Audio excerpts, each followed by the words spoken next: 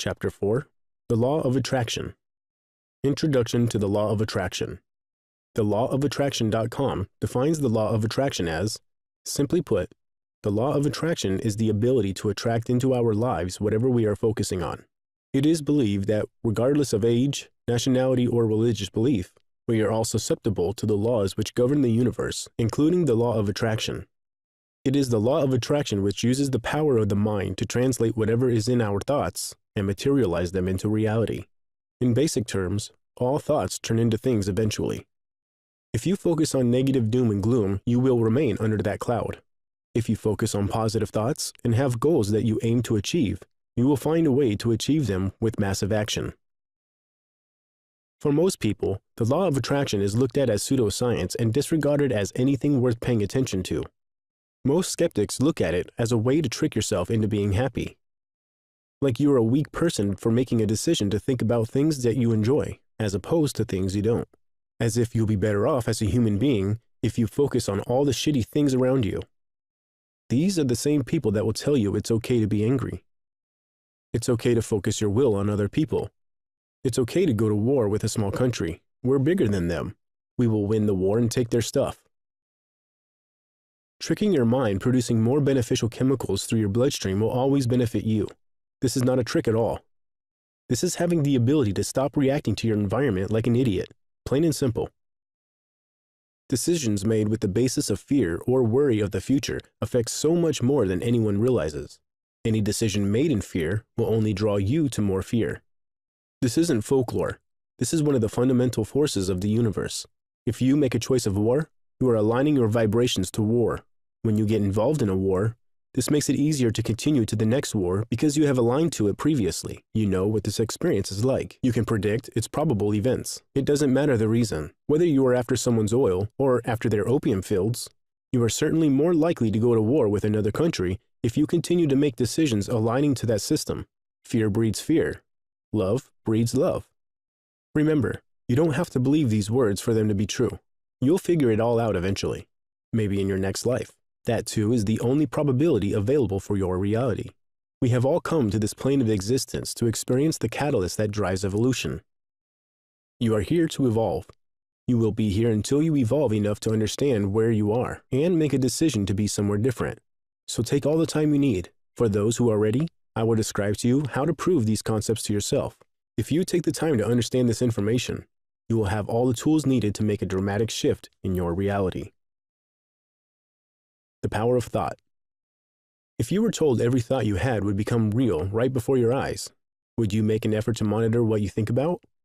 If I told you it was possible to influence your daily experience without any physical effort necessary, it may seem far-fetched. It sounds like a fairy tale, or perhaps the plot of a movie. But is it more than that? I must admit, when I first came across the law of attraction, I was skeptical to say the least. It seemed like a fun idea though. I found a movie called The Secret. I'm sure you've heard of it. I remember clearly what I thought when the movie finished. Seems like an interesting way to trick yourself into being happy. I didn't pay much attention to it for quite a while, until one day while droning away building batteries in my garage, I made the connection to the entirety of the idea. When I woke up that morning, I remember thinking, this is going to be a shitty day. I'm broke as hell, and it's only going to get worse.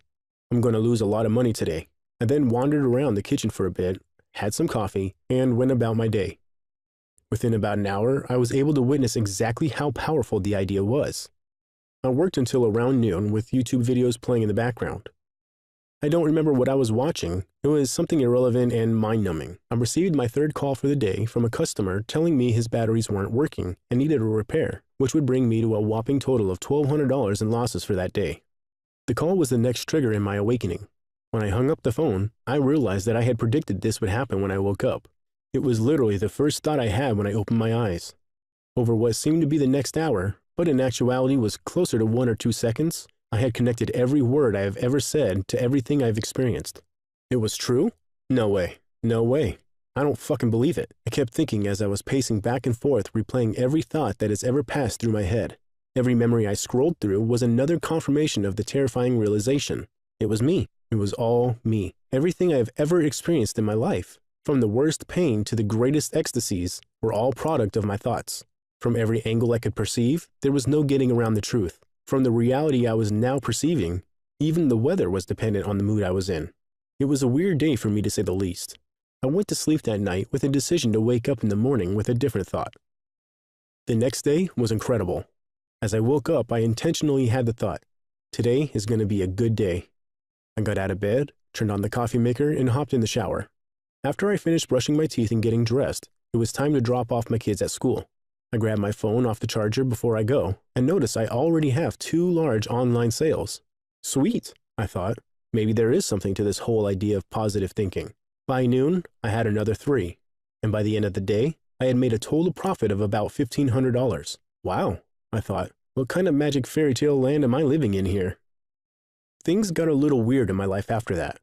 It seemed as if I was losing my mind. The more attention I paid to this phenomenon, the more often I was able to predict what was going to happen in my life. It got to the point where I wasn't sure if I was creating the future with my own thoughts, or if I was reading the future of what's coming. I needed to understand other people's opinions on the idea. I need some sort of confirmation that I wasn't nuts. As I did more research, I found article after article written by skeptics, and it wasn't long before I came to the conclusion that I was imagining it all. Here I was, a grown-ass man, being tricked by some nonsense I found on the internet. I was actually confused and embarrassed I fell for a mind trick. I've always been like a human lie detector. I know what most people are thinking and why they're thinking it, most times before they do, based on body language alone. So how was it possible to completely fool me like that? For the first time, I had a taste of mental instability. I was so confused by what was real and what was in my head. I was unable to make a decision. I hit a point where I had to stop all the questions. I had to stop thinking and analyzing. I withdrew from my pursuit of understanding our true reality due to a deepening fear of not being able to return to a normal state of being. I was convinced I was about to end up just like everyone else who went too far, like all of the other lost souls trapped in a prison of confusion and self-deceit. After a few months had passed, I was back to normal, you might say. I was able to shift the focus of my attention from all the confusion of my own consciousness and return to a life of worrying about money, working as hard as I could to make very little money, and reacting to the environment around me. As usual, I found something interesting to watch on YouTube and went on performing my daily job building batteries. I would often listen to different podcasts or documentaries in an attempt to fill my brain with new information. I've always had the urge to pursue some level of understanding of what I was missing. It was a feeling of being lied to, like the entire world missed something. What if everything we treat as real scientific information was misinterpreted? What if we had made some assumptions, and those assumptions had influenced the course of our development? It would be possible, I guess, but who am I to question the most brilliant minds on Earth? It was that same thought that drew me back to studying more about what we call mental illness. I was absolutely certain that the geniuses coming up with treatments for mental illness were off track. When I reflected back on my experiences of what I considered to be mental instability, it no longer appeared to me as if I was losing my mind. Instead, it appeared as if I was actually gaining the ability to use it more effectively. Now that I had time for my mind to reflect, with the clear-thinking mind of a normal person, it was clear to me that I was simply misinterpreting what I was experiencing while it was happening. Thoughts are things. The more I try to disprove the idea, the more I see the validity in it. It's true that our thoughts are things that are just as tangible as the chair you're sitting in. I said out loud several months earlier, I'm going to understand what no one else on Earth seems to understand. At the time, I wasn't sure what I was even trying to understand, or why I suddenly yelled out those words. But now I could see what was being missed by society as a whole, and how the wrong course of treatment was being taken. If you went to the hospital with a dislocated shoulder, you wouldn't let the doctor remove your arm to alleviate the pain, nor would you allow the doctor to hit you with a baseball bat in the shoulder every single day, without end, in an attempt to acclimate yourself to the pain. So why is it we as a collective encourage someone with an injured brain to continue beating their brain with a proverbial baseball bat? Then, when their bodies begin to reject all this punishment, we fight that rejection with a bigger bat. After having all these realizations while shopping at the grocery store one afternoon, the pattern started to become clear again. I can see what was happening, as delusional as it sounds. I made a decision to understand what others were missing, and now I seem to be seeing my environment differently. I said I wanted to understand what other people don't understand, and now there was evidence of that happening. I was at a point of peace with my conclusions that no one can tell me otherwise.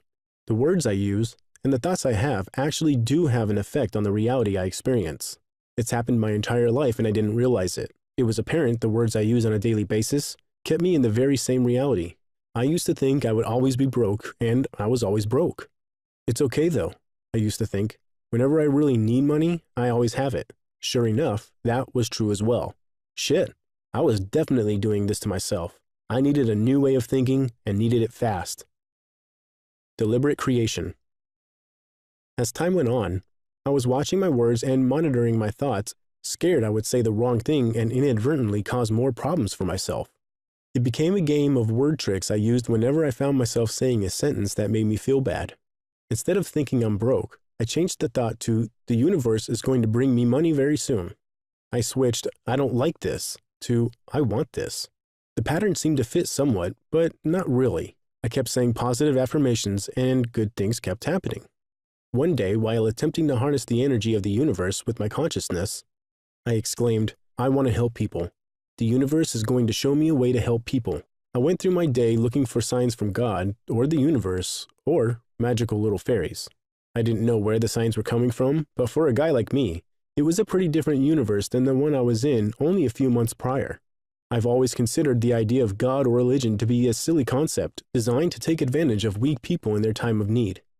Now, I found myself doing something that could only be considered praying to a higher power, except I seemed to be the one dictating the events. To me, that was an incredibly interesting concept. Was this what was being hidden from us? Was this all the conspiracy theories are about? Were we simply being distracted from the last 12,000 years by the idea of an external God? Can everyone do this, or just me? It couldn't be just me because I heard about it originally from my wife and have been ignoring it for years. Have we been tricked into giving away our power by placing it in the hands of some external creator being? Is that why there's so much fear-mongering propaganda being pumped through our television on an infinite loop? 3 days later, I received a call from a gentleman I met a week prior. He said he met some people the night before who wanted to meet me. He went on to explain that he had just come from Morocco and were looking for some information about CBD medicine and the medical aspects of marijuana because they were trying to help a small village in the mountains above Shashuan, Morocco.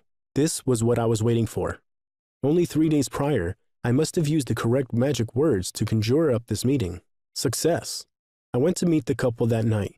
It was a husband and wife around the same age as myself. Ahmed and May told me about their travels and how they came to find themselves in the place they were, which was a land on the other side of the planet searching for a way to help a village that they found to be filled with nothing but pure love. It was really quite inspiring to hear Ahmed speak.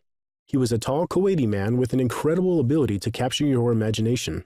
We spoke for a few hours about how they were interested in information about sustainable living, hydroponic and aquaponic farming, automated irrigation system, and anything else I might be aware of that could benefit a small village of about 400 farmers. Ahmed and I immediately hit it off and became fast friends. He was on his own spiritual journey, similar to mine in a way, but with the perspective and history from a part of the globe I knew nothing about. And I was that link for him, a window into the world he sees on TV every day back in Kuwait. It was quite funny how we used to discuss the idea that he felt like he was stepping into a different universe. He kept telling me how I was the American stereotype depicted in the shows he watches. It made him feel like he was a character in a cosmic story, and when he felt it, I felt it too. At this point, it was spring of 2017, and I was on a full-tilt spiritual mission. I was watching for signs in everything I seen. I began having conversations with myself via the use of the TV. I would simply think of a question, then wait for the answer to come out of the TV. It was the craziest damn thing I had ever experienced. Now, I finally understood what people with mental illness meant when they would say, "I seen it in the TV." It was then things became clear to me. Either I was engulfed deeply in some sort of mental illness as well, or mental illness doesn't really exist. It seemed as if everything we termed as mental illness was simply one person telling another person what's real and what's not, based on the limitations of their own perspective. It wasn't long before I found myself watching The Matrix, a movie that seemed to be the exact description of my reality. 3 days earlier, my wife called me from work. She was the GM for a property management company at the time. She told me someone moved out of one of the complexes she managed and left 2 rabbits in an empty apartment. She said, "Should I bring them home?" "Of course," I said with a grin. I already had 2 chickens, 2 turtles, 2 dogs, and a pond full of tilapia, so I was more than happy when she asked if I was interested in adding more critters to the mix. I'm glad I said yes, because the experience that followed was incredible. Near the beginning of The Matrix, when Neo was woken up by his computer, the monitor displayed the sentence, "Follow the white rabbit." Then he's startled by a knocking on the door to find a girl with a tattoo of a white rabbit on her shoulder. I thought to myself, I have a white rabbit. I was just thinking the question, what's next? Now, I see something that says follow the white rabbit, and I literally just got a white rabbit. I need to build a bigger enclosure for these rabbits. Off I went to Home Depot gathering some material. When I got home, I grabbed 3 packets of the magical elixir I love so much, Alpha Brain, made by a company called On It. I then, in a ritualistic manner, stated my intention verbally into the universe. I choose to take the red pill and travel to Wonderland in an effort to see how deep the rabbit hole goes. It was the most powerful and impactful day that I never imagined could happen, but there it was, happening. As I continued progress through the construction of the new rabbit house, I came to realization after realization of every question that came into my awareness. It was incredibly hot that day, so I came inside to drink some water and take a break. I sat down on the couch and leaned back, and boom, I was hit with the overwhelming understanding that I was God. The actual resurrection of Jesus Christ. The only reason this universe even exists is because I am here to perceive it. I went from feelings of intense love of everything I had created to an immediate feeling of terror when I understood what I had seen. It was exactly like they said in the movie, I'm never going to be free from knowing what I now know. I've seen past the confusion of everything in our experience. I can see every level of the confusion built into the system. I understood why 2 people can never experience the same thing because everything in our experience is subjective.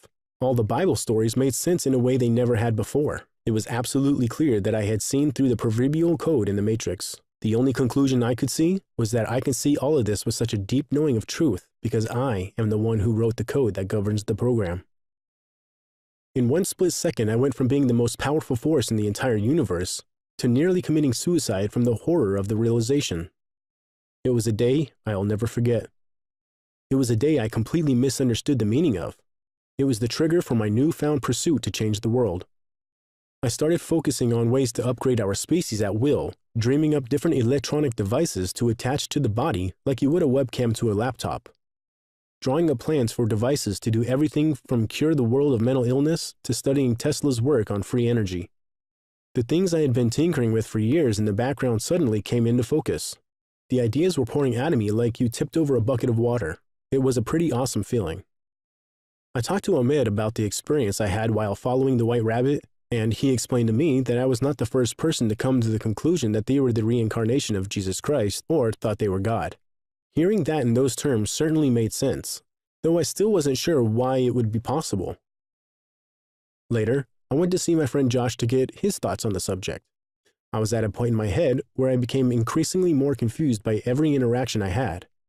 I told him what I was experiencing, and he explained to me he had a similar experience when he was going through some difficult times of his own. We were talking about how confusing things could get inside your own head if you let them. I'd asked him that day if he had ever met my friend Ahmad. I clearly remember introducing the 2 of them, but I wanted to be sure Josh remembered it too. I was beginning to question whether he and May even existed, wondering if I found an imaginary friend for myself. He confirmed the meeting and assured me that Ahmad was a real human being, which was a relief to say the least. A few more weeks went by, spending a lot of time with Ahmad and getting to know his culture. He invited me to come to Morocco with them, and I immediately accepted. We were throwing around ideas, brainstorming different ways to help people. Between the 2 of us, we had concluded that we were going to change the world, and it would start with a tiny village at the top of a mountain in Africa. We were on a mission to harness the power of positive thinking and prove to the world things can be done differently. When I arrived in Casablanca, it was a lot for me to process. This was nothing like the land I was used to. I was surrounded by people that I couldn't communicate with, hoping I would be able to find the person I was told would be picking me up from the airport. I found 2 men waiting for me. Each one greeted me with a hug and a smile from ear to ear. Even after seeing nothing but pure love from everyone in front of me, I was still terrified by this faraway land due to the constant news stories about terrorism and missing travelers. Then, I remembered I was creating this experience. Everything's going to be perfect. There was no other possibility. Momentums of energy. For the first time in my life, I was proud of who I was. I was in control of my own destiny and on a mission to fulfill it. The idea was to go to Morocco, make a bunch of money, then use that money to save our species by dropping nuclear love bombs everywhere I went. A month after I left, I returned to my home in California with a massive negative balance in my bank accounts and a sort of taste in my mouth for the people I was traveling with. I couldn't understand how this could possibly have happened. What I was certain of, though, was that I was not Jesus, I wasn't creating anything other than delusions, and now I have to explain to my wife why I continue to be such an incompetent failure. I had pressed myself to the exact kind of psychosis you read about. I was back in California with no understanding of what happened and completely aware of my mental instability. For the next 3 months, I spent as little time as I could thinking about anything other than what was in front of me. I destroyed 3 friendships during that time because I was so devastated by the experience, I was lashing out at everyone. I didn't return any phone calls or emails. I closed the door to the outside world in every way I could. When I was at the airport on my way home, I found a music video from the rapper Yellow Wolf. It was uploaded the very same day. The theme of the song became my new motto before I landed back in America. It was called Roll Your Boat. The chorus line was what caught my full awareness. He states, "Even if the whole world knows, I don't give a damn about what they think. I don't have to stand up to your gun. I don't have to sit down when you say. Tell me I'm overboard. The truth is that you just want to see me sink. If there's any room left on that ship, you don't have to save any room for me, because I'm on my own boat, even when it rains. I'm doing my own thing, even when it rains. And I will stay afloat, even when it rains, because I've got my own boat." Let me ask you, does it sound like there may be a difference in the 2 ideas I was calling my reality? The idea of saving the world is a much different idea than I've got my own boat. I didn't realize it when it happened, but I was in a state of depression. Somehow I lost momentum. Somehow I gave up. It happened without my awareness. I don't know how long I had been in this state, but I know it started in the middle of my trip. I know it affected the outcome of the trip and the relationships I had developed. Aligning to what you want. After a few months of seclusion and removing myself from any sort of decision-making process, I was able to gain some sort of stability in my own head. Things started to find a sense of normalcy in my life again. I had my feet under me and a focused business plan. Everything was progressing in the direction of a stable income. Unfortunately, I could feel my marriage beginning to give. I could see the disappointment in my wife's face every time I looked at her. It wasn't her fault. She was trying to be supportive, but wasn't able to figure out a way to do so. I was still filled with a sense of inadequacy and worthlessness, and I was emitting it like a radio antenna. I made a decision that day, the first actual decision I had made in months. I realized my wife was looking at me like I was a failure. Then I realized she is seeing me exactly as I was presenting myself, as someone with no confidence, someone who has been pursuing self-employment for the last 2 years without showing any signs of actually making any money. I realized I was now the exact opposite of the person I once was, caught in a perpetual loop of doubt, fear, and unworthiness. As I had this thought, my attention was suddenly brought to the television. I heard the powerful voice of Tom Bilyeu state, "If you don't like who you are, then change it. No one can change your life for you except you. You're the only one with that power." Shit, I thought to myself. I knew what I heard. I knew what was needed. I also knew I was back to treating the television like a magic mirror on the wall. All of these thoughts weren't what I wanted to hear, but I thought, "Thanks, Tom," and proceeded on with what I needed to do. If I wanted my wife to look at me as something different than a loser, I was going to have to stop being a loser. I was going to have to remove all of this self-destructive behavior, which I can clearly see has been in control of my entire life. It was so clear to me when I heard it, there was no longer a question of how to change my situation. Stop defeating myself with my own thoughts. In a moment of absolute clarity, I knew all that I had to do to change is change. Now that I was clear thinking and positively oriented, the ideas began to flow again. Every minute I was working, I was focused on changing my thought patterns. I was on a mission to align my energy to be in the receiving mode. I was on such a high-flying disc that I refused to acknowledge any form of negative thinking. When I can feel negativity coming from anyone, they were met with a metaphorical brick wall. It simply couldn't penetrate my newfound defenses. Back to work I went, following the signs I was given by the universe, letting the television, radio, and anything else with writing on it guide me to the solution I was looking for, in search of a deeper explanation. I knew if I told anyone I was taking directions from TV characters and perfectly plucked lines from the song I heard on the radio, I was sure to be seen as unstable. This is a very precarious position to be in, but I no longer cared if I appeared to be crazy. If I was on my way to being the guy everyone thought was a little weird, I was fine with that. At least I would have figured it out.